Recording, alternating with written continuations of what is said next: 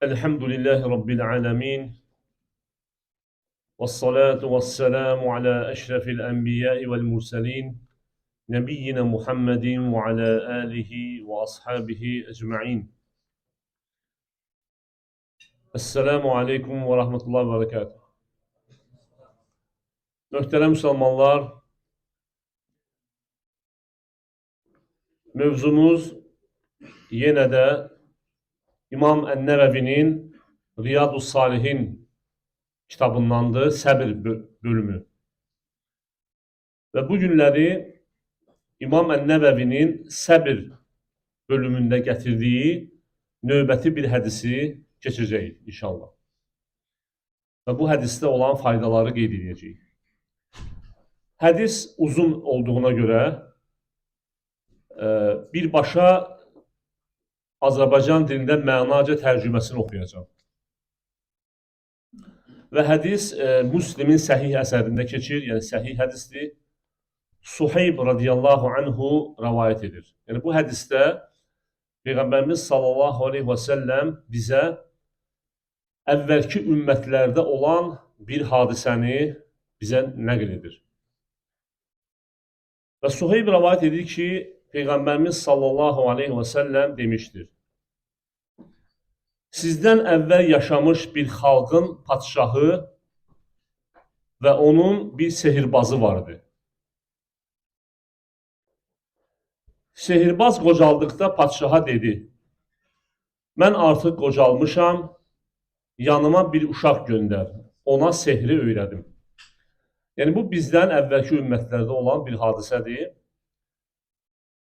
Bir zalım padşah vardı və bu padşah, indi gələcək ki, hədisdə, bu padşah özünə ilah deyirdi və insanları özünə ibadət etməyə çağırırdı. Və həmçinin bu padşahın bir sehirbazı vardı. Ümumiyyətlə, sehirbazlar həmişə zalım insanlar, zalım padşahlar sehirbazlardan çox istifadə ediblər. Öz mülklərinin saxlanması üçün. Çünki sehirbazlar istər fərq eləmir. Sehirbazlar bildiyimiz kimi, bəzi sehirbazlar cinlərlə deməli, əlaqəyə girir, onlara ibadət edir, onlara yaxınlaşır və sehr edir. Bəziləri isə demək, müəyyən vasitələrdən istifadə etməklə dərmanlardan, zəhərlərdən və yaxud müəyyən bir maddələrdən istifadə edərək insanları aldadırlar. Hər bir halda sehirbaz zalimdir. Əgər birinci vasitədən istifadə edirsə, yəni cinlərdən istifadə edirsə, sözsüz ki, bu küfürdür. Çünki cinlərə ibadət edirlər onlar. İkincisi isə zülümdür, haqsızlıqdır. Və həmçində padşahlar, yəni zalim padşahlar həmişə sehirbazlardan istifadə edirdilər. İnsanları azdırmaq üçün, insanları öz ibadətlərinə çağırmaq üçün və s. özlərində olan bu qeyri-adi güya qüvvəni göstərmək üçün və s. Yəni bu padşahın da bir sehirbazı vardı. Bu sehirbaz qocalırdı və padşaha xəbər göndərir ki, mənim yanıma bir uşaq göndər, ona sehri öyrədim. Padşah da onun yanına bir gənc göndərdi və sehirbaz ona sehr öyrətməyə başladı. Fikir verin, sehirbaz demədi bir adam göndər. Dedi, məhz mənim yanıma bir gənc göndər, uşaq göndər. Nəyə görə? Çünki ümumiyyətlə uşaqlar saf olur, uşaq ağ vərək kimidir. Yəni nə öyrətsən onu da götürür. Və həmçində cavan yaşında, yəni cavan yaşında olan bir adama elm öyrənmək daha rahatdır. Yəni elm öyrənmək hər bir halda, yəni söhbət şəriət elmindən gedir. Yəni bu mövzudan çıxdıq. Şəriət elmindən gedir. Elm öyrənmək hər bir halda demək xeyirdir, faydadır. Savab, böyük savabdır. Lakin gənc yaşlarından elm öyrənmək bunun faydası daha çoxdur. Nə üçün? Çünki birinci bunu qeyd edeyim ki, cavan insan yaşlı insan kimi əzbərləmir. Yəni əzbərləmə qabiliyyəti, elmi götürmək qabiliyyəti, dərk etmək qabiliyyəti, başa düşmək qabiliyyəti yaşlı insana nisbətən daha yaxşıdır. Və həmçinin cavan insan həmin bu elmi öz həyatında tətbiq etməklə öz həyatının olduğu bərəkətli olar. Ona görə də çalışın, nə qədər cavansız, yəni insanlar, cavan gənclərə müraciət edirəm, nə qədər cavansız, çalışın bundan istifadə edin. Yəni qocalıq gəlməmişdən, həmçinin insan yaşlananda nə olur? Yaşlandıqca həyatda da olan problemlər artır, işlər çoxalır, daha çox işlər görməlisən cavan olan vaxtdan nisbətən. Amma cavan insan isə o qədər də üzərində məsuliyyət olmur, o qədər də başqa işlərə qarışmır və bu vəziyyətdə, bu halda elm öyrənməsi daha münasibdir. Amma insan yaşlandıqda isə ailə qurursan, uşaq, ailə və s. işlər artır, işləməlisən, artıq elmdən yayına bilərsən. Çox nadir insanlar olur ki, baxırsan işlə elmi cəm edə bilir. Amma belə isə insan həmçinin bu müraciət edirəm övladları olan qardaşlara. Övladlarınız nə qədər cavandırsa onlara elm öyrədin. Şəriət elmi. Qoy öyrənsinlər. Quran əzbərlətdirin. Sonra hədis öyrədin, ərəb dili və s. Bu kimi elmlərə yönəldin ki, qoy bəhrələnsinlər və sonra həmin o yaşlananda başları qarışsa da dünyavi işlərə, o cavanlığında öyrəndiyi elmdən bəhrələnəcək. Ona görə də burada fikir versək, demək, həmin bu sehirbaz deyir ki, bir gənc göndər və padişah da onun yanına bir gənc göndərir. Yəni, seçirlər zəkalı, savadlı bir, demək, gənc uşağı göndərirlər onun yanına. Və sonra Peyğəmbərimiz sallallahu əleyhi və səlləm nə deyir? Gəncin yolunun üstündə, yəni gəncin evindən sehirbazın evinə qədər bir yol var. Bu yolun üstündə bir rahib yaşayırdı. Rahib yəni öz dövrünün ibadət edən insanı, elmli insanı. Yəni bildiyimiz kimi hər bir dövrdə yaşayan insan əgər öz dövrünün peyğəmbərinə iman gətiribsə və həmçində peyğəmbərinin gətirdiyinə, yəni iman gətiribsə və həmçində Allaha şərik qoşmadan ibadət edirsə, bu insan müsəlmandır. Yəni öz dövrünün möminlərindən sayılır.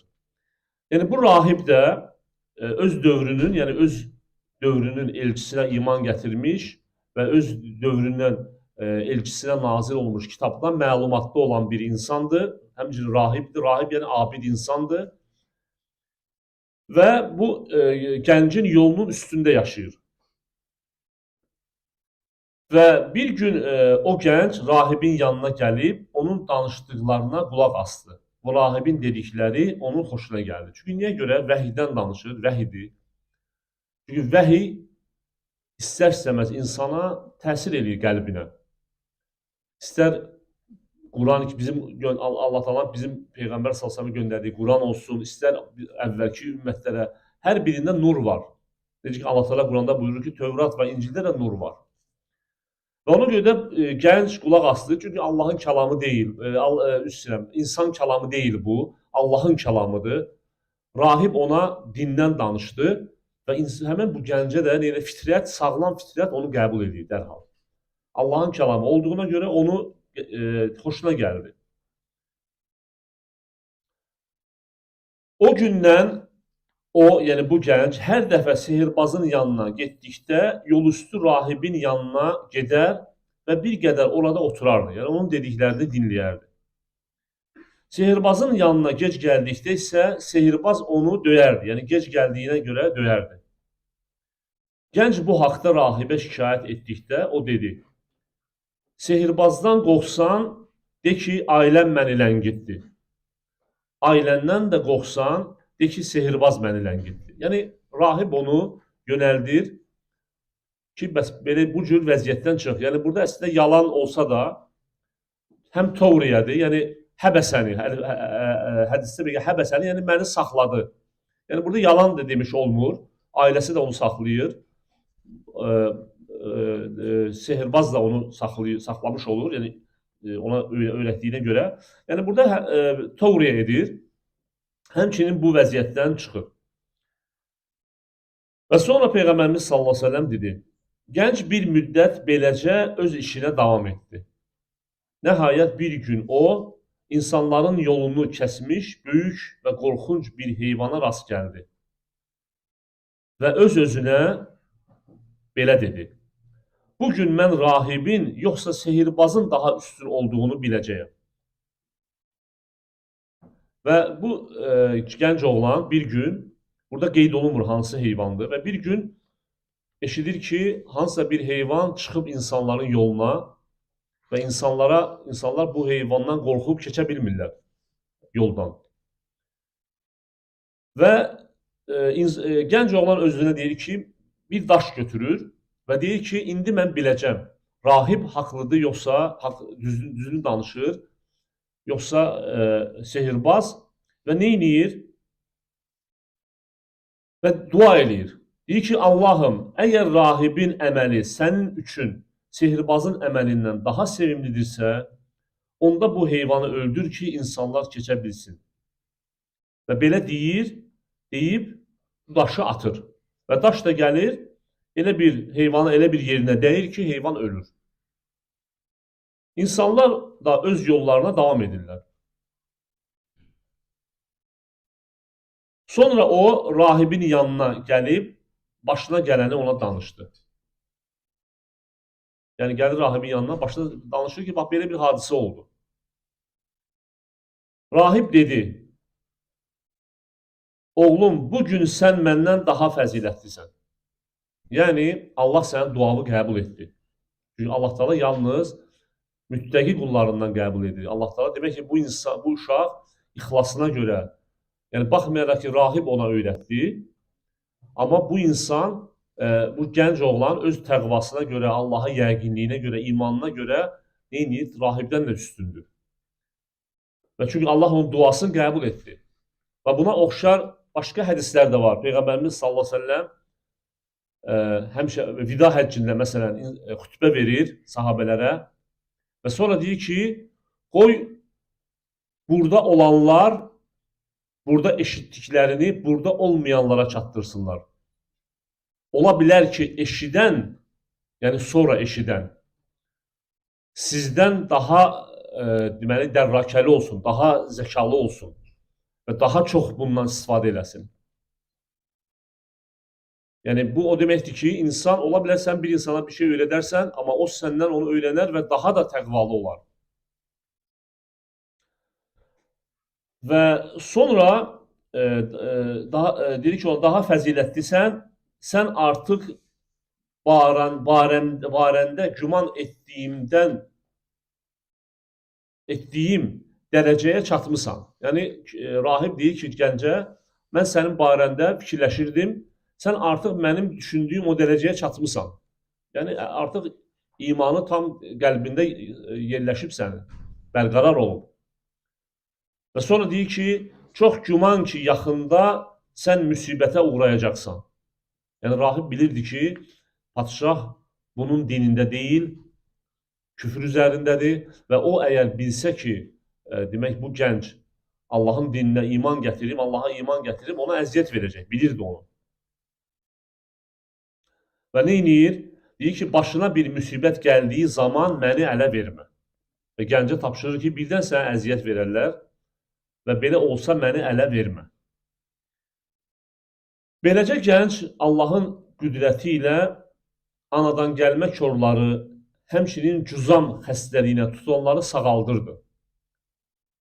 Cüzam, yəni dəri xəstəliyinə deyil, dəri xəstəliyi deyirlər. Bu gənc İsa əleyhissalam kimi, yəni əlini sürtüb sağaltmırdı. Dua edirdi Allaha. Yəni Allaha duasıyla. Allahdan dua edib istəyirdi və Allah da sağaldırdı. Yəni, demək, İsa əleyhissalamda möcüzə idi. Yəni, möcüzə, bu gəncdə olan isə kəramətdir. Kəramətlə möcüzənin fərqi var. Möcüzəni Allah Teala ancaq peyğəmbərlərə verir. Və möcüzə belədir ki, məsələn, daimidir. Məsələn, tutaq ki, İsa əleyhissalam Allah Teala buna möcüzə olaraq vermişdi ki, bu əlini sürtürdü anadan gəlmə kör insana, həmin insan sağalırdı. Cüzam xəstəliyindən sürtürdü, cüzam xəstəliyi olan sağalırdı. Ölüyə ölü dirilirdi. Və yaxud Musa əleyhissalamın möcüzəsi. Əsası onun daim hər dəfə atanda, məsələn, Allah istədiyi vaxt neydi? İlana dönürdü. Əlini salıb cibinə çıxardırdı, işıq saçırdı. Bunlar möcüzədir. Bunu Allah Teala verir ki, demək, öz peyğəmbərlərini təsdiqləmək üçün. Bir də var kəramət. Kəramət isə Allahın övliyalarına verilir. Yəni, övliya, yəni Allahın sevib, himayə elədiyi insanlar. Sevib qoruduğu.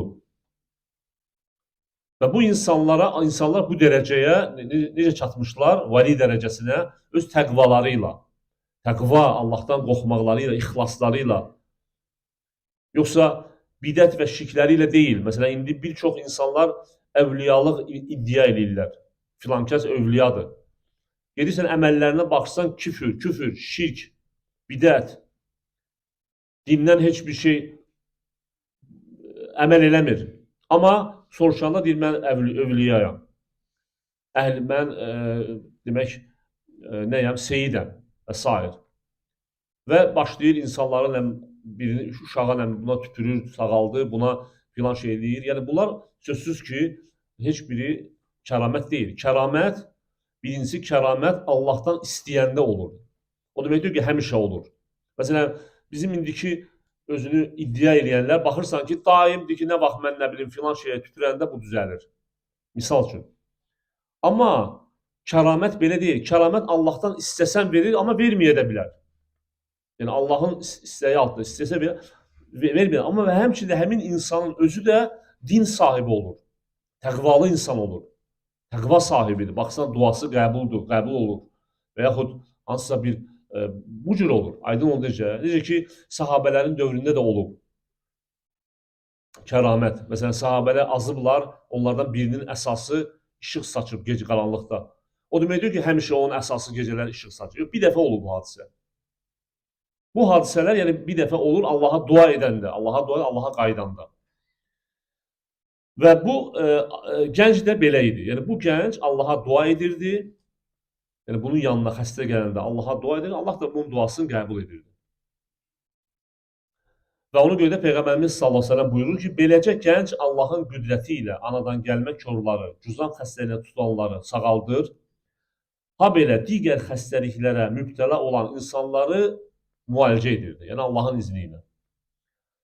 Padşahın yaxın adamlarından kör olan birisi bundan xəbər tutduqda çoxlu hədiyyələr götürüb gəncin yanına gəlir. Deməli, padşahın, həmin bu zalim padşahın bir işçisi var, yaxını var. Və o da kör olub. Və eşidir ki, demək, bu gənc, belə bir gənc var, Allaha bu sağaldır insanlar bunun yanına gedir, şəfa tapır. Və bir hədiyyə götürüb gəlir bunun yanına. Və deyir ki, əgər mənə şəfa versən, bunların hamısını sənə verərəm. Gənc görün nə deyir ona. Mən heç kəsə şəfa vermirəm. Mən heç kəsə şəfa vermirəm. Şəfa verən yalnız Allahdır. Əgər Allaha iman gətirsən, ona dua edərəm və o da sənə şəfa verər. Fikir verin, gənc necə cavab verdi ona. Və ümumiyyətlə, qardaşlar, bu məqamda mən qeyd etmək istəyirəm ki, yəni, sözsüz ki, həkim qardaşlarımız da var. Həmçinin bəzi qardaşlarımız, baxsan, ruqiyyə eləməklə məşğuldur.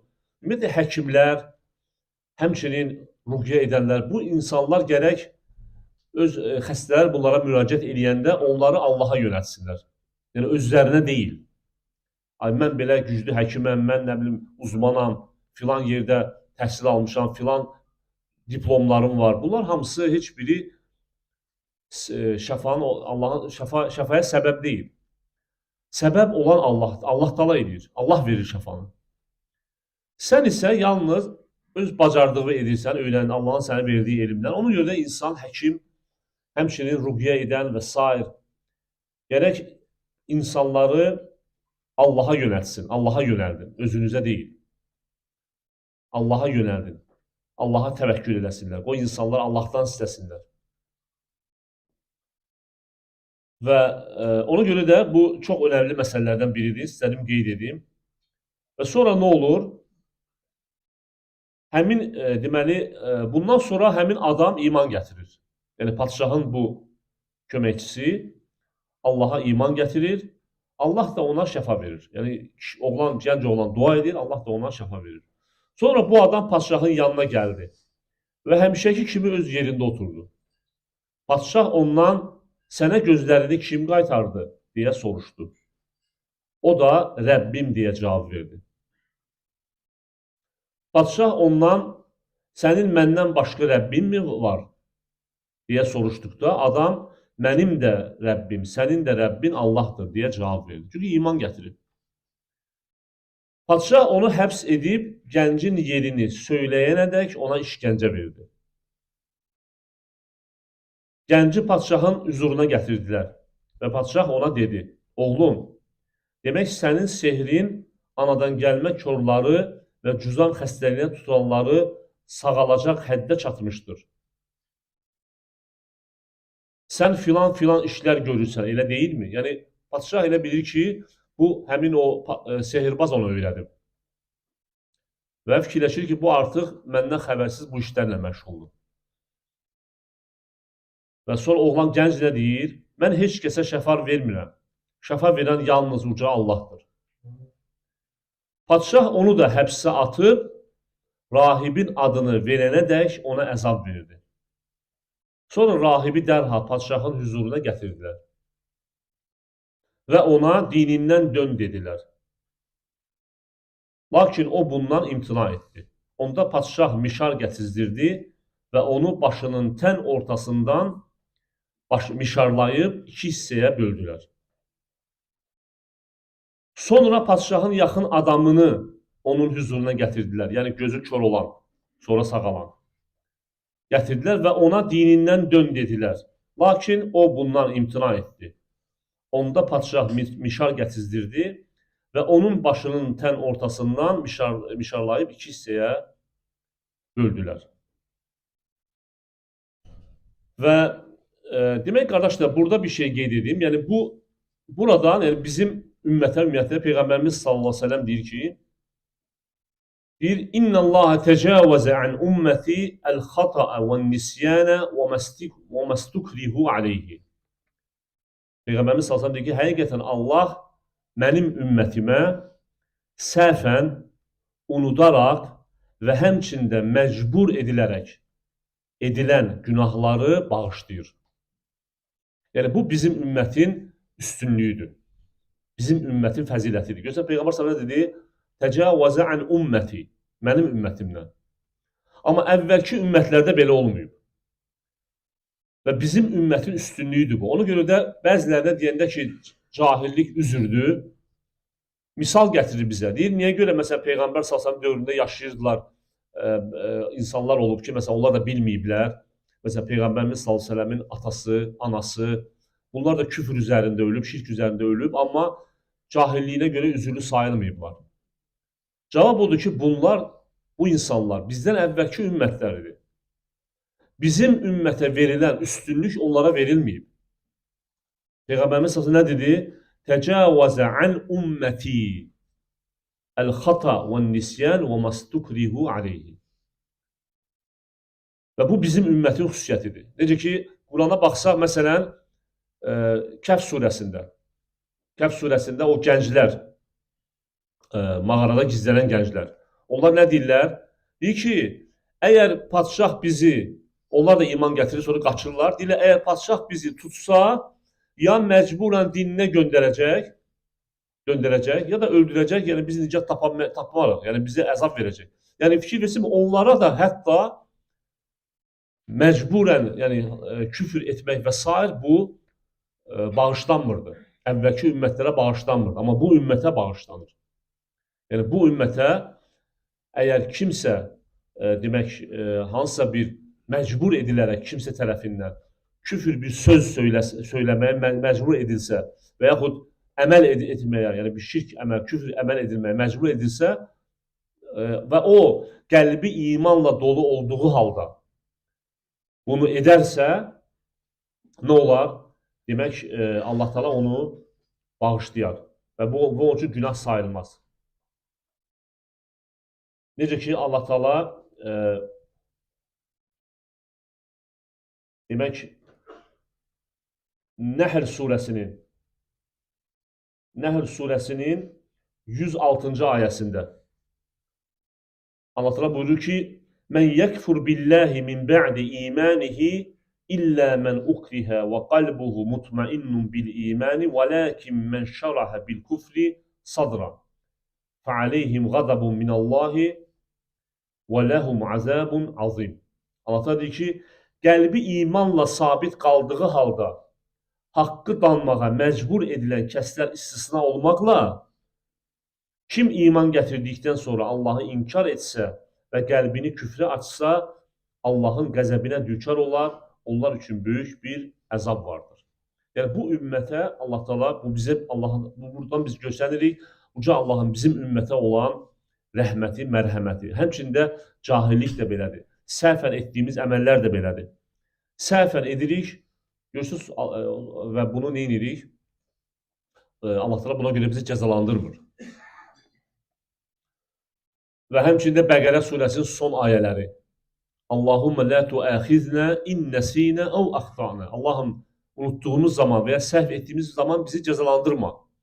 Bu ayənin təfsirində nə deyir? Peyğəmbərimiz sallallahu əleyhi və səlləm deyir ki, Allah Teala dedi ki, artıq etdim. Yəni belə də etdim. Və ona görə bu deməli hədisdən həmçinin bizim ümmətin fəziləti, bizim ümmətin üstünlüyü digər ümmətlərdən görsənir. Çünki niyə görə? Demək, məcburən bizdə edilən, məcbur edilərsə əgər bir insan küfrə, həmin insana ona görə İslamdan çıxmır, yəni qəlbi əgər imanla dolu olarsa, demək, İslamdan çıxmır və günah buna görə günah qazanmır.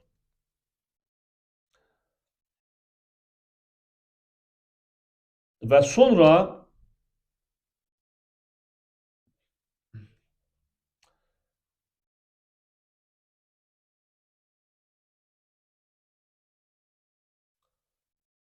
demək, daha sonra gənci gətirdilər.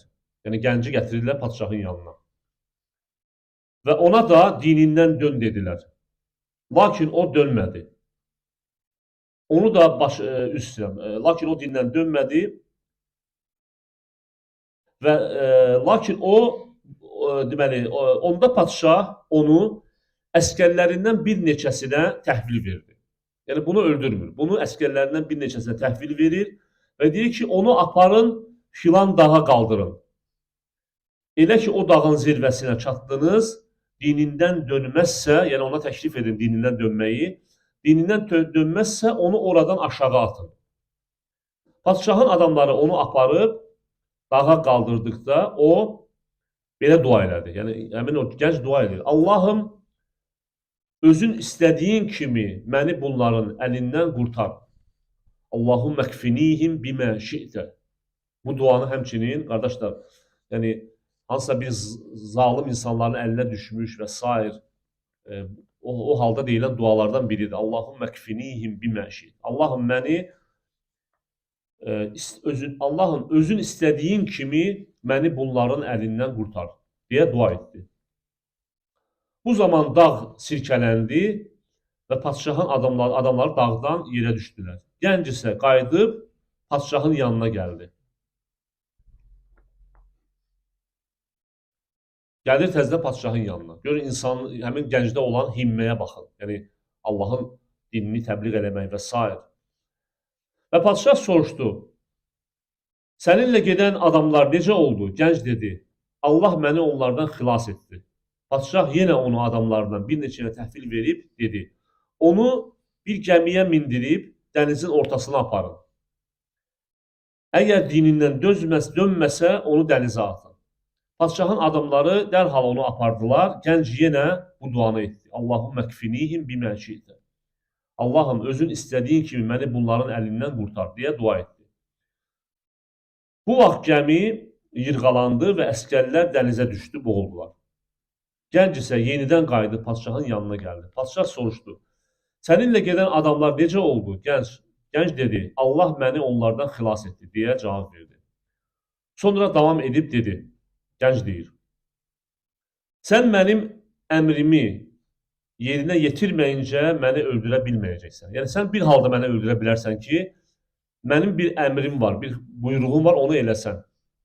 Padşah nədir əmrin deyə soruşduqda gənc belə dedi: "Xalqı bir yerə topla, yəni insanları bir yerə topla. Məni də bir ağacın gövdəsindən çarmıxa çək. Sonra ox qabından bir ox götür və onu yayın ortasına qoy. Sonra belə de: Bu gəncin Rəbbi Allahın adı ilə və oxu at. Əgər belə etsən məni öldürə bilərsən." Padşah cəmaatı meydana topladı, gənci də bir ağacın gövdəsindən çarmıxa çəkdi, sonra da onun ox qabından bir ox götürüb, onu yayın ortasına qoydu və dedi: Bu gəncin Rəbbi Allahın adı ilə və oxu atdı. Ox gəncin gicgahına batdı. Gənc əlini gicgahına qoydu və canını tapşırdı. Bunu görən cəmaat, biz bu gəncin Rəbbinə iman gətirdik dedi. Yəni gənc bunu eləməkdə əsas məqsədi insanları, yəni Allaha yönəltmək idi. Burada qardaşlar bir dənə də bir fayda da var. Deyir ki, bunu Şeyx Hüseymin də qeyd edir. Deyir ki, fikir verirsinizmi? Bu uşağın dəvətinin nəticəsi öləndən sonra oldu.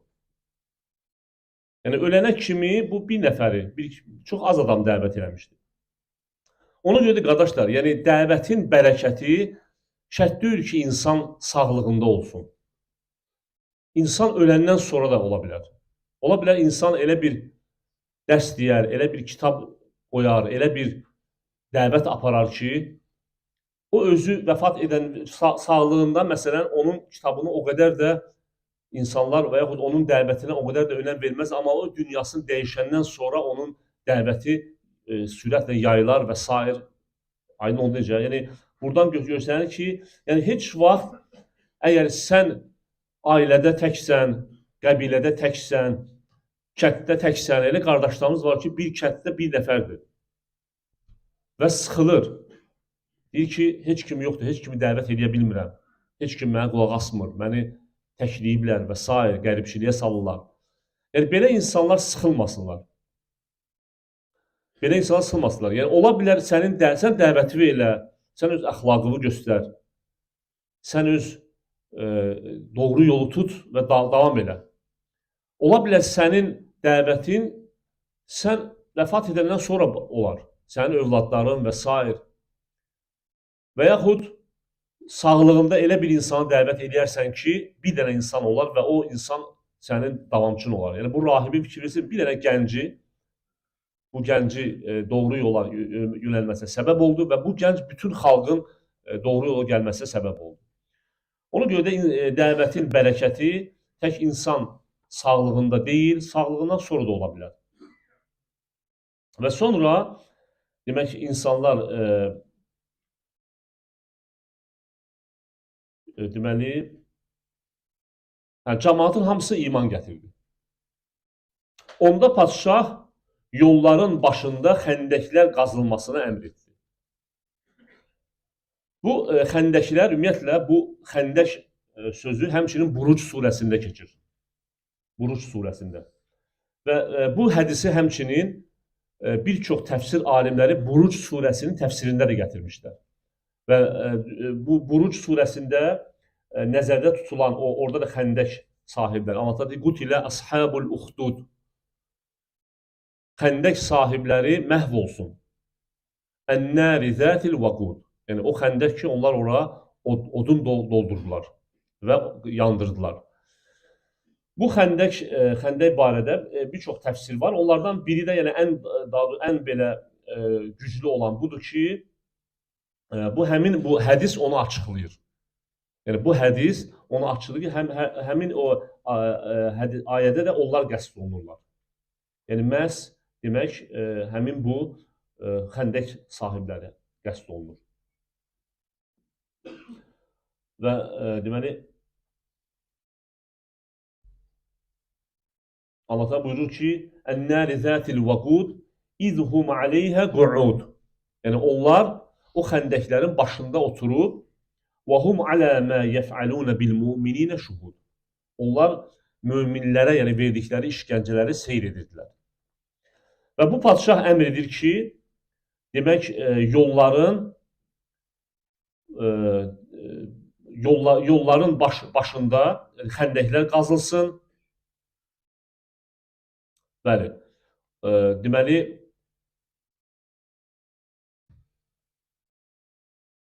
hə.